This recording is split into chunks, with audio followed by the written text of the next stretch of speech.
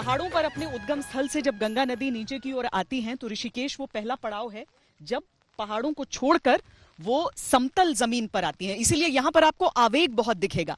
यहाँ पर पानी के प्रदूषण की वैसी समस्या नहीं रही है, गंगा जल यहाँ पर स्वच्छ रहा है, लेकिन चूंकि अलग अलग इलाकों से, चाहे वो आश्रम हो जाए या फिर देहरादून से आने वाला जो सीवेज का पानी हो जाए, जो दूसरी नदी में मिलता है जो गंगा की सहायक नदी है, तो उस कारण यहाँ के जल को भी बी श्रेणी का माना गया।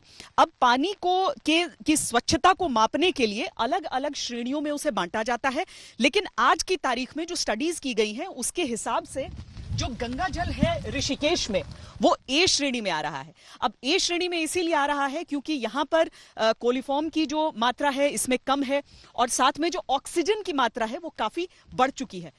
ये कहा जा रहा है कि आप आराम से बस डिसइंफेक्टेंट के इस्तेमाल के बाद यहाँ के पानी को ग्रहण कर सकते हैं। वैसे भी श्रद्धावश लोग हमेशा से गंगा जल से आचमन करते ही आए।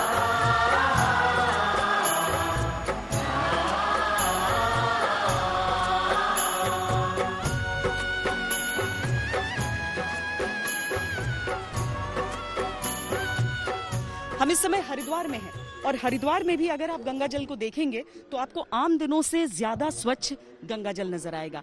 अंतिम पत्थर तक आप यहाँ पर देख सकते हैं अपनी आंखों से, बावजूद इसके कि इस समय आसमान में बादल हैं और बरसात भी यहाँ पर हुई है, लेकिन सिर्फ ये एक मन का भाव नहीं है। दरअसल जो प्रदूषण मापने की तमाम एजेंसियां होती हैं उन्होंने भी माप कर कहा है कि जल की सेहत में सुधार हुआ है। पंडित जी, आप यहाँ पर हमेशा से, गंगा आरती तो अभी भी लगातार जारी है, लोग बस नहीं आ सकते हैं, लेकिन उस श्रद्धा के साथ दिल को कितनी प्रसन्नता होती है जब गंगा जल को आप थोड़ा और स्वच्छ देखते हैं। बिल्कुल स्वच्छ गंगा जी का जल है समय। पहले तो नदी नाले कोई नहीं डलते हैं, इसलिए इतिहास में भी पहली बार ऐसा देखा है।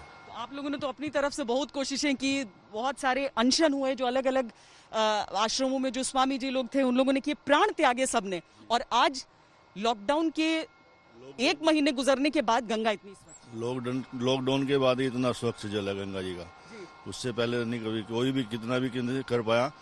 स्वयं गंगा ने अपने आप ही अपने आप को स्वच्छ कर लिया।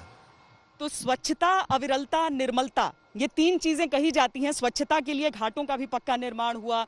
अविरलता तो खैर चूंकि बहुत सालों पहले बांध बन गए और बराज का निर्माण हो गया तो अविरलता में बाधा जगह जगह पर दिखी, लेकिन निर्मलता जो है जल की, वो पहली बार ऐसा लग रहा है कम से कम लोगों को अपने जीवन काल में कि गंगा को इतना निर्मल देख पा रहे हैं। श्वेता सिंह, हरिद्वार, आज तक।